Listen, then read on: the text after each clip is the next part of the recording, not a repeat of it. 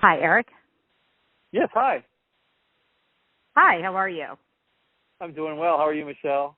Great. Thank you so much for talking with me today. I have so many questions, and I could do this whole show on Band of Brothers. I won't. But I binge watched it these last 2 days because I didn't even realize that I hadn't seen it.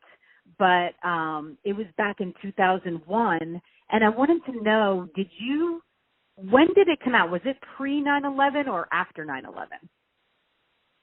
It was 2 days before 9/11. No way.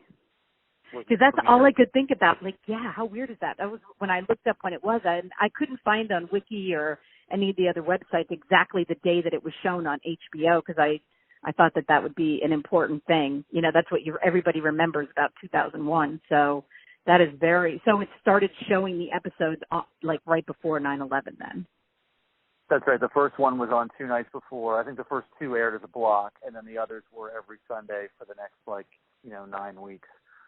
Well, it was, and my oldest 2 sons went into the service, and they were in the Iraq. You know, they were over there during the Iraq War, and I asked my oldest son today, who's now 29. I said, "Did you ever watch Band of Brothers?" He's like, "Mom, you bought me the box DVD set for Christmas one year." I'm like, "Oh, that was nice of me." I didn't remember, but I did stay away from war movies for a very long time because of what they went through. And after these 2 days, I have been very emotional. It's been, but they're just, like I said, I could talk 2 days about it. It was great. I've never learned so much about World War II than I learned in these past 2 days. So it was awesome. And did you, when you had the book, were you part of turning the book into the screenplay? Yes. Okay. That was my main function was to help do that and then be a part of the production as it moved forward from that point on.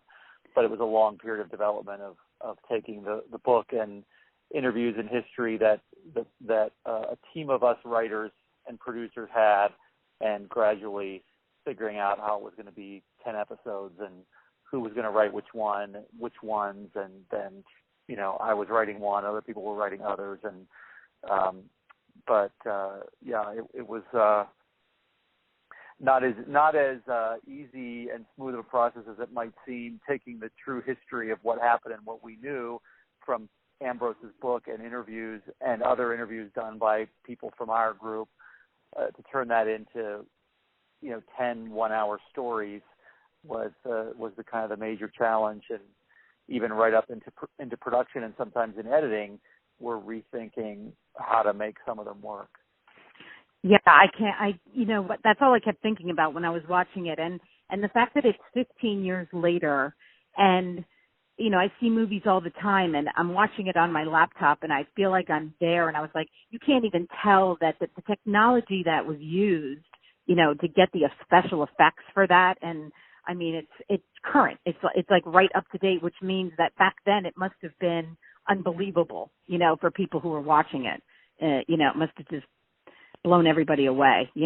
I like I said, I didn't watch it at that time, but I also have 6 children and I was in the midst of raising them at that time. But, I can only imagine the feedback that you guys, and you did win lots of Emmys for it, but I can see why, because it was just as, sometimes you watch old war movies and you can kind of tell that, some of the staging, and it just amazes me what you guys had to do to get it to be that lifelike, Yeah, it amazes me too, because my role was one area of it, which was writing and kind of creative oversight. But the people that did the production design, for instance, and the visual effects and the music and myriad other things that make it what it is, I also marvel at their work. Yes. Oh, yes. Were you there on the set while they were doing it, or was your work already done? No, I was there on the set as well some of the time. I kind of went back and forth. We shot it in England, and I lived in Los Angeles, so I did a lot of trips back and forth. Wow, it's crazy. Well, anyway, it changed me. I definitely texted my son today, and I was like, I am a changed person from watching this. It was unbelievable. But anyway, like I said, I could talk about that movie, all day, but I really want to get into how I found you. And I found you through your website, which is flyingwrestler.com. I'm always looking for screenwriting websites. And when I came across yours, I was like, this, and then I did see that you won awards for it, but your website is for anybody out there who wants to learn the art of screenwriting. Your website just covers it all. It's so awesome. I can't thank you enough for that. As somebody who's an amateur, I just like it. I love reading books on screenwriting. I love going on people's websites and, just learning about the art of screenwriting. And you just cover, everything with your, you have audios, and then you have, that you answer questions, blogs that you're answering questions, and it's like everything I want to know. And I was like, wow, this is an amazing website. So I'm really happy that you're getting recognized for it, Well, that's very nice to hear. Thank you. I'm glad that you found it useful, and it seems like everything is there. It's just been a gradual process for me of just writing blog posts mainly about topics that seemed important and relevant in the scripts that I read as I work with other writers. And so, over time, there's been accumulated quite a lot of those blog posts on various topics, and I try to keep it focused just on kind of instructional opinion blogs. In other words, I'm not blogging about anything else. Every blog post is pretty much just, here's my take on, main character point of view and why it's so important, or whatever craft issue. So I don't blog that as often as some, but when I do, I try and make it a piece of content that addresses something I haven't addressed before. Yes, and I'm not the only one who says that, because everybody leaves comments about how much they love it. So I know I'm not. But, when I started reading books on screenwriting, I've always been a writer, and I have a blog, and, bits and pieces here, and always thinking I'm going to write a book. Or when I started doing screenwriting, I bought the software that they recommended as Movie Draft at the time. I don't know if that's still I don't know. They have others, but is that still one that people use? Final Draft, right? Final Draft. Okay, yeah, Final Draft. Is that still? Yeah. Yeah, that's the most popular. There are quite a few others, but it is probably the most popular one. Yeah, I didn't realize in order to hand a screenplay in, you have to have it in a certain format. You can't just, back in the old school, people just sitting at a typewriter and writing it out, and, it has to be a certain way. So I started learning the different things about that. And the art of it, as opposed to writing a book, which has its own art in itself, I found that I liked it more because of what you don't have to say, I think. The details that you don't have to give, I think this is what drew me to it. And so then I started reading books and I did finish a screenplay. I mean, it's there, it's done, and it just because I wanted to go from page 0 to 110 and see if I could fill the pages, But I started to read different things about how to fix it and how to get it for somebody to be seen, which is, kind of why I started doing this show, because I thought, I just get my questions answered, and then I'll just talk to people who actually do this. And I find out that I actually like just talking to people that do this a lot. So, I just thought I'd pick your brain about different things that people who haven't been doing it forever, don't necessarily know. I read somewhere that to come up with a one-sentence logline, okay, that basically if you can get your screenplay down to one sentence, then you know that you're getting somewhere, right? And I was like, oh, that seems easy enough, until I started doing that. And I couldn't do it. And I was like, oh, no, I can't do that. Yeah, I mean, do you go by that theory too? I mean, do you work on that logline like that? Well, yes, I do. I mean, I was told that in my first ever screenwriting class back in the 80s, and I was skeptical about it, to be honest. But over time, I've started to realize that there is a lot of truth to that. It's not so much that, the key is to reduce it to a sentence. It's that you have an idea for a movie that you could say in a sentence and people would get it and find it compelling and original and entertaining sounding and think it sounds like a good movie. When I say people, I mean people who work in this field. So, anybody can try to write a sentence that encapsulates what their script is, but will that sentence be clear and compelling to someone seeing that sentence, like an agent or a manager or producer who's looking at log lines and scripts for a living, and that log line is going to make them decide whether they think they want to read this or not. Right. It's not so much about writing the log line as it is understanding what makes a viable screenplay idea and working to develop one and then be expressed in a log line. Right.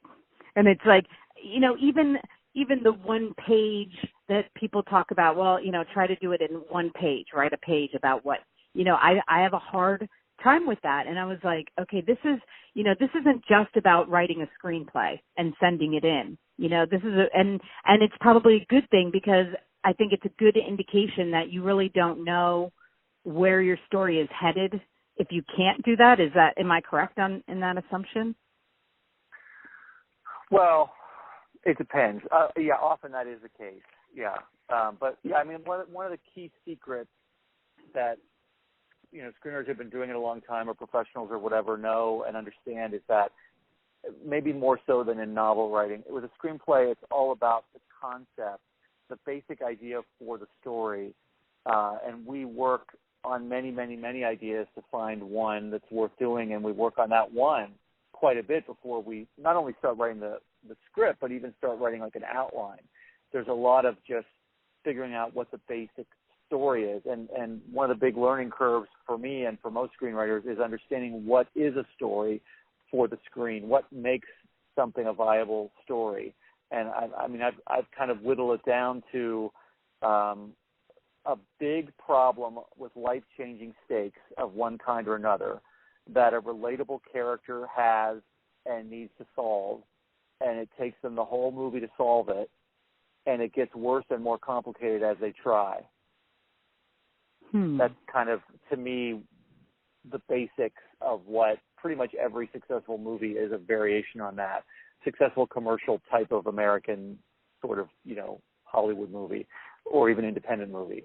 It boiled down to that. And most of the ideas that people, including myself in my early days and even now, think would be an intriguing movie or screenplay don't meet those criteria. In one way or another, they fall short.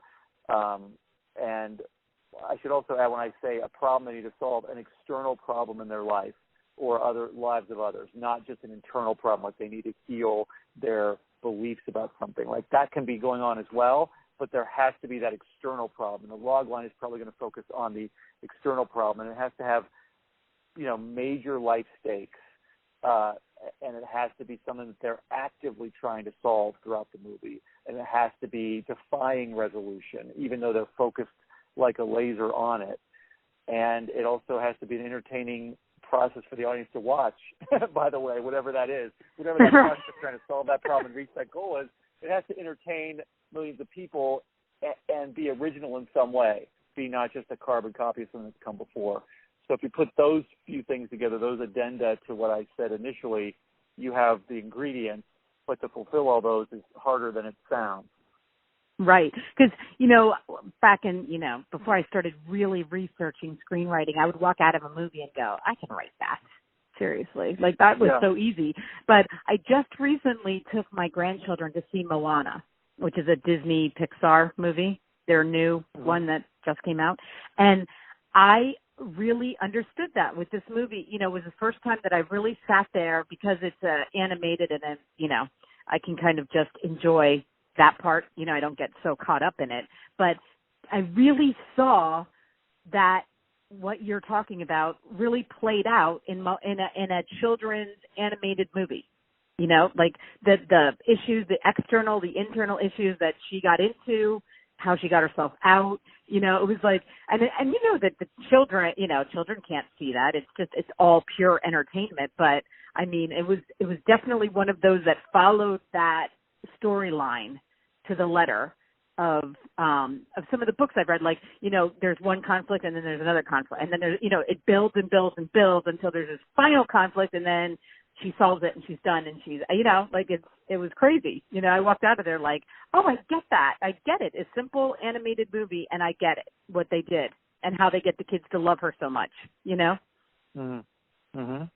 how they get her to be, a Disney princess or whatever she's going to be. But, I'm starting to really see that the more I read it. And I'm sure, you could walk in and see that very clearly. But for someone like me, it was such an aha moment to be able to see it right there,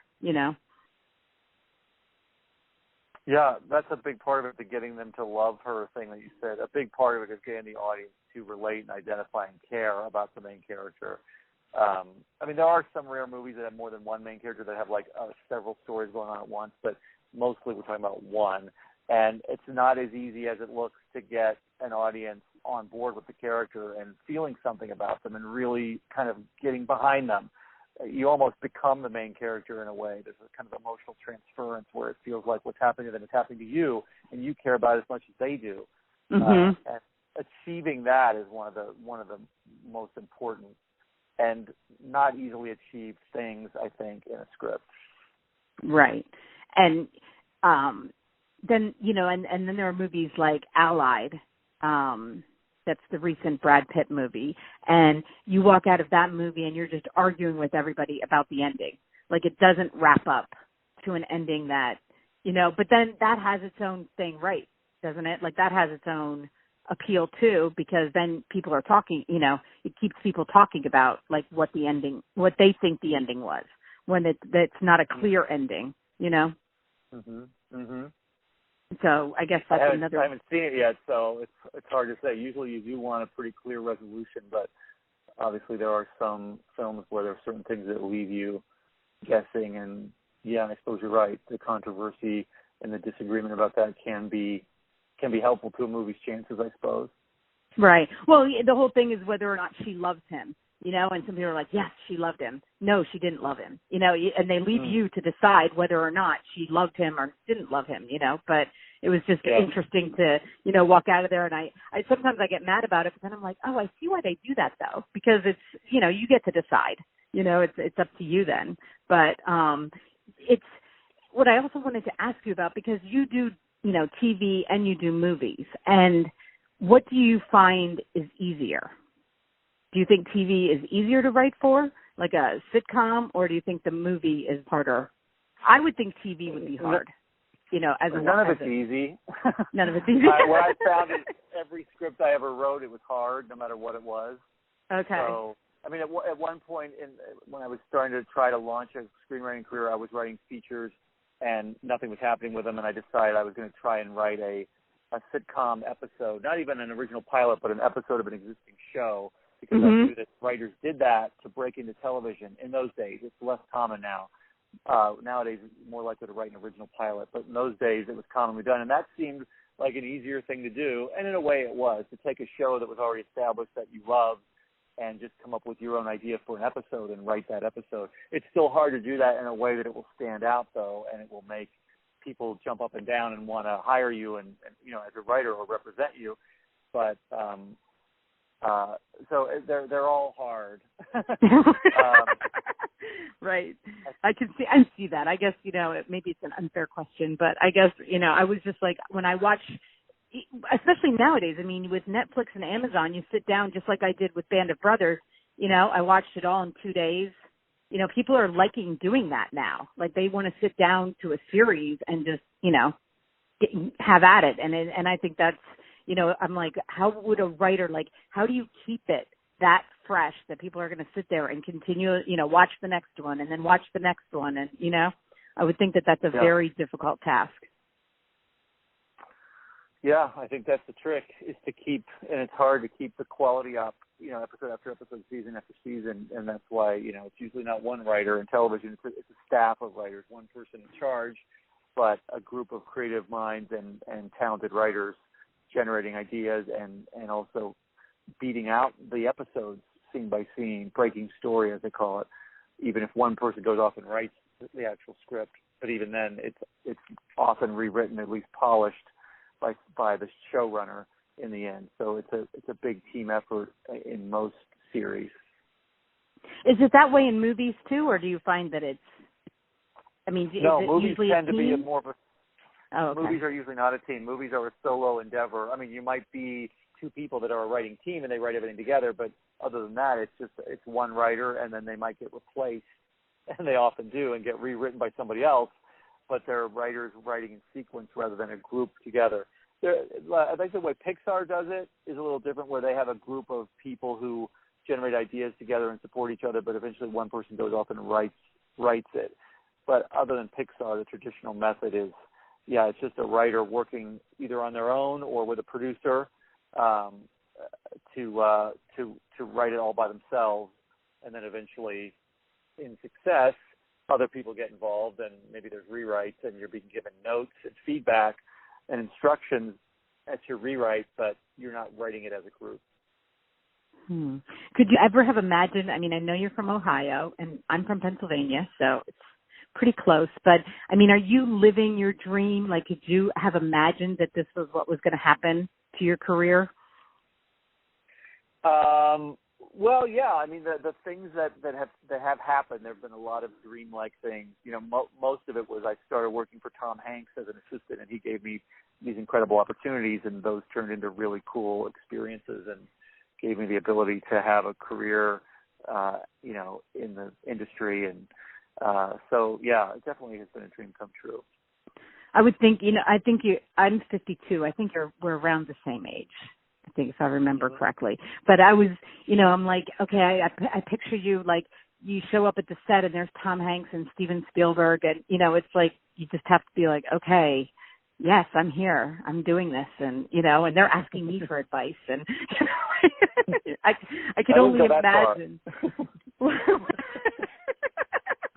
I'm sure they did, but, I can only imagine that it's just, any screenwriter, if that's what you envisioned as, when you were going through school, that's what you wanted to be, I'm sure it had to be a very pinnacle, top of what you thought about, Well, definitely. By the time you get there, there have been all these incremental steps so that no one moment feels like an oh my God moment, because you've just gradually been getting closer and closer and moving forward into those situations. So that, but still, even given that, there have been certain moments that were a little bit like kind of pinch me. I'm on a private jet with me, Tom Hanks, and Steven Spielberg. That happened once. That was pretty amazing, just the three of us. Or I'm even when I was an assistant, when I was just Tom's assistant, he won the Oscars for Philadelphia and Forrest Gump, and I the next morning drove the statuette back to the Academy to get the nameplate put on it. Those were some highlight moments.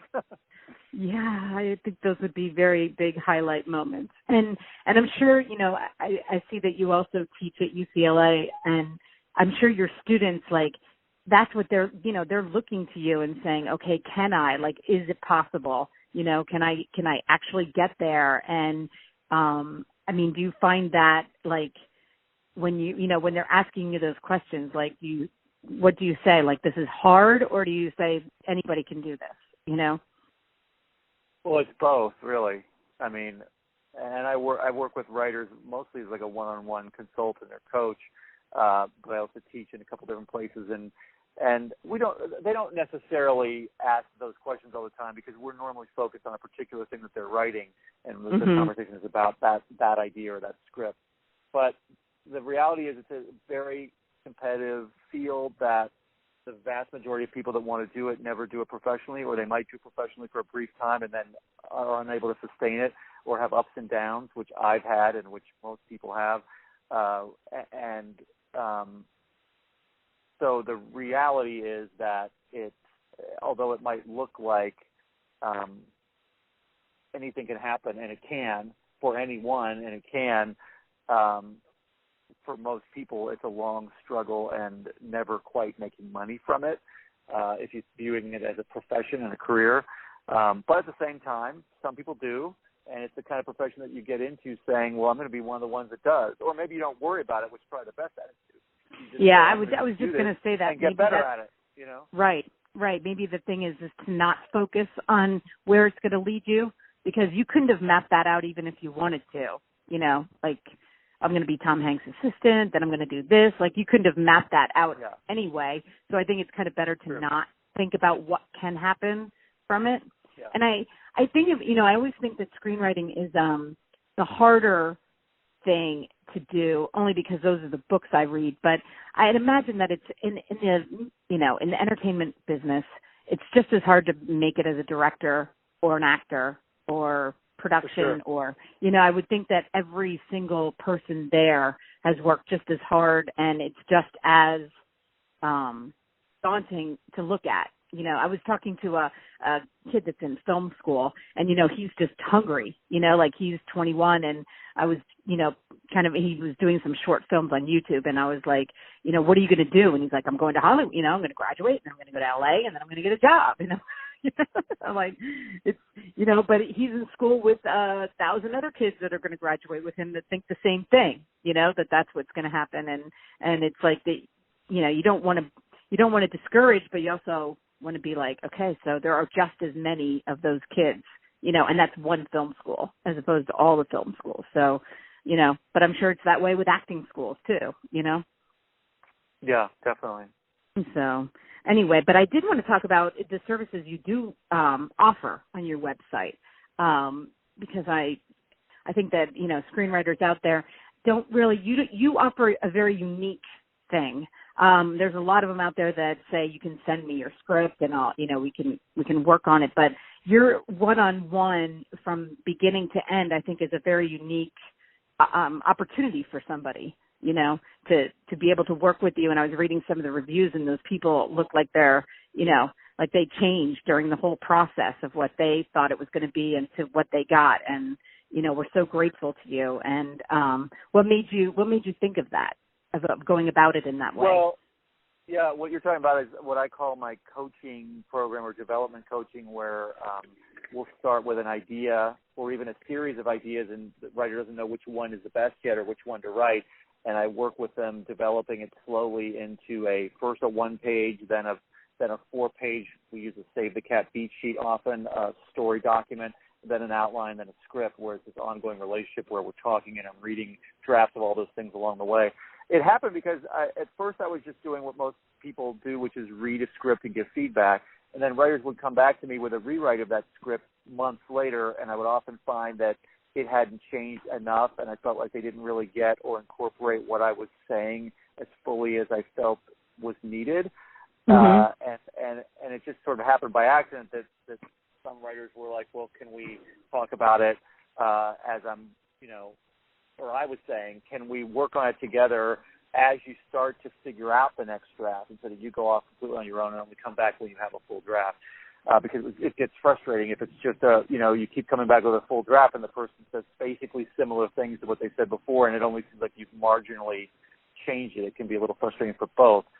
So some clients, it just started to become that, and I started to realize that those clients, it was a better process for all. I mean, it's more money because they're getting more of me over more time, but they end up with something more valuable in the end. And I also enjoy seeing the work get better in a way that I don't really see if I just give notes on a script and then they go off on their own. Especially because usually when they come back, the script, like I said, is not. There's still a lot more work that I feel it needs. So I just started turning that into a specific service where I map out a plan of how we'll work together over time, and I actually do more of that now than I do just read a script. What often happens is people come to me to read a script, and after I give the feedback on the script the first time, then I'll talk to them about the coaching as a possibility, and then if they're interested, and they often are, then we start the coaching, and we use the rewrite of that script I just read as the first thing we work on together often, and then it becomes ongoing feedback. And it's a lot like what a manager would do. I mean, for a writer these days in the industry, the first thing you want to start to try to break in is you basically need to have a manager represent you, and then an agent, but first a manager. And that's how managers work with clients once they sign you, is they'll read lots of drafts, outlines, they'll listen to your log lines and pitches, and they'll give you feedback over the long term on a project until you've finally got into a version that they feel comfortable sending out. It's kind of like doing that same thing for people that don't have a manager yet. Mm. Well, it does sound, I think that it sounds like an awesome way to collaborate and to, like you said, to really see it, and maybe, and you have had successful ones, right? That way? I mean, some have sold that way for your students? I've had people do well in contests and get representation trying to think if I have someone where I don't think I've had a specific script that I worked on with them in that way where they actually sold the script. I don't think that's happened yet. I haven't been doing the coaching thing officially for that long. It's only been a year or so, I think. Oh, okay. And I'm working with writers that are at all different levels. I mean, some of them it's the first thing they've ever tried to write, so it's very unlikely they're going to sell that, even working with me over the long term. But different people are at different levels, and there's all these different benchmarks that screenwriters measure their progress by, doing well in a contest, getting signed by somebody, getting people willing to read their stuff, getting producers willing to read their stuff, or agents. So a sale is kind of like the end of the rainbow pot of gold. It's, getting the movie made really is. Yeah, right. I was going to say that. I was like, I guess actually getting to the movie is the ultimate, but selling it's a pretty good thing too, Well, and there are only, 100-some screenplays that sell every year out of the tens of thousands of people writing them. So to make selling the goal is kind of a recipe for, disappointment or frustration, because even professional writers, most of the things that they're writing aren't selling. So, it's like you said, if you're not thinking about the money and the business side, but you're thinking more about, I'm just going to do this and I'm going to get better at it and I'm going to enjoy the journey, is probably the healthier attitude, because for most people, it's not going to end up in a sale. It may end up being a writing sample that gets you attention, that gets you someone interested in you who can help you, that maybe after your next script, they'll sign you as a client if they're a manager, let's say, or the producer wants to read it and wants to meet with you and see what other ideas you have. A lot of times pieces of writing just become samples of what you can do to get you to that next place, as opposed to it sells and it gets made and all that, which is so rare. Mm-hmm. And I was thinking, so do you still have time to do your own screenwriting, or are you just more interested in the teaching aspect of it? No, I definitely do. I do the teaching stuff part-time, and I do my own stuff the rest of the time. So I just finished actually shooting a short film that I wrote, just directed over the last couple of weeks. For instance, and I'm mostly writing features these days with an eye toward moving into the writer-director, independent writer-director world. Whereas for years I was focused on selling to Hollywood and selling television, especially ideas for series. I was doing that for quite a while, and 1-hour series, and then a little bit with half-hour series. And I worked on staff on some shows. I've kind of done a lot of things, dabbled in a lot of things, had some success at some, and not as much success at others. And I guess I'm a little restless. I'm always looking for the next way I'm going to approach this, the next kind of stuff I'm going to write, or way I'm going to try to do the kind of things that I want to do. And so, even when you've had professional credits and successes, you're a lot of times redefining yourself and kind of starting over and doing things on spec that no one's paying you for, that you hope to later produce or sell or, use to move you forward in some way. It can be a never-ending process of, trying something new and feeling like you're a neophyte again, or that no one cares again, and doing it anyway, Well, I think the independent film industry is so awesome, because I was talking to a screenwriting professor for NYU, and we were talking about Doctor Strange, and how that, to make a movie like Doctor Strange takes $100 million plus dollars, and he was saying probably.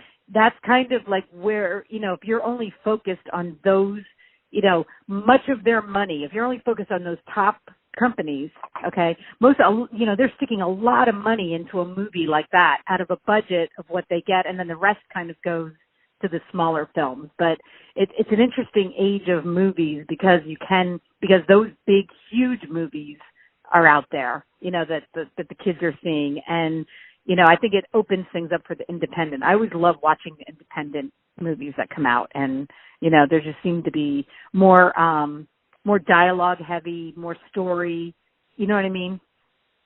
Mm-hmm. As opposed to going and watching, Marvel come out with not that those special effects are not, something to behold, because they are, it's definitely a ride. But, I just love watching a good story movie, Yeah, You too. Yeah.